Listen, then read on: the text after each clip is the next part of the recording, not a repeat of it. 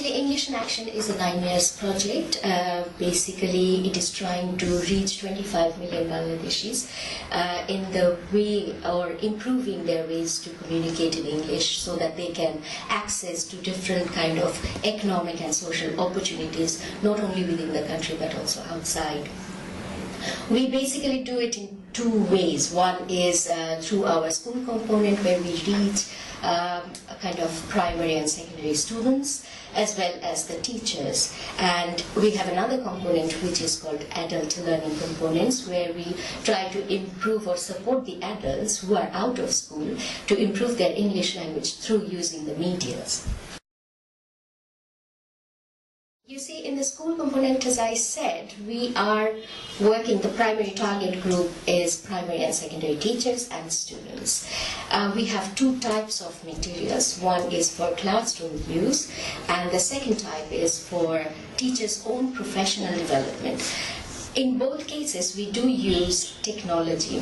We use ICT or mobile phones that helps to deliver those materials in the classroom. So if I give you some examples, if for classroom use or for students, what we produce audio materials based on the national curriculum and textbook, so the students can hear or get exposed to more English in their practical classroom. At the same time, looking at the teacher professional development materials, it is basically for teachers we also produce a lot of print materials, which is also supported by the audiovisual contents for teachers, where they can get real examples of teaching practices. They know how to, they can see in front of themselves how to do a certain techniques in a given classroom and things like that. We also do, as I said, the teacher training so that the teachers know how to use those materials in the classroom. I think one of the major thing of the materials is it is kind of bilingual. We did not completely take off Bangla because that has been the major influential language in all the interactions within teacher and students. So actually what we did, for example, in any material, especially the teacher training materials as well as the classroom materials, the initial ones had more focus or like heavily supported by Bangla, and gradually as the time goes on, so they move towards English. So that's how the students and teachers kind of build on or gradually improve their English exposure as well as their own skills and understanding and everything. If we talk about the teacher training and how we deliver it, our major focus is on classroom activities, and that is exactly where the teacher needs most support. So all our classroom materials or teacher professional development materials are videoed or filmed in a real classroom with real teachers, showing the real situation, so that makes it more practical and realistic.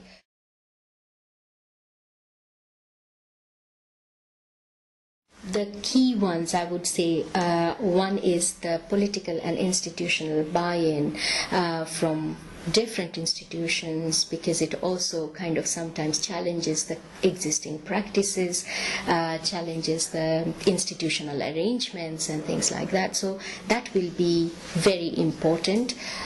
Secondly, I would say that, for example, we have this plan of, the government has this plan of building a national assessment center, which you can I guess, you can understand very easily that assessment, if we don't change the assessment, then the learning, what is happening in the classroom, doesn't change very, very quickly and things like that. So it's a big hassle or hurdle on the way laid. The third thing is, what we often face with is the policymakers, they frequently change at the high government level. So that makes things very slow, and you have to start all over again in many cases to work with new people, new key people in the policymaking level. knowing English, a person who is probably less skilled in technical terms but knows better English, there are a lot of evidences that they get more exposure, their contribution is more valid within the organization, and the employer would do their best to keep and retain those employees who knows better English, can communicate in English in a better way. Lacking in English is one of the major reasons for foreign investment not coming to Bangladesh. If you look at the call centers, if you look at the IT sector, how it is growing, and Bangladesh has every potential to contribute to that and be economically benefited there. But those kind of areas, government is struggling, and the country is struggling and not achieving what they could have achieved with necessary skills in English.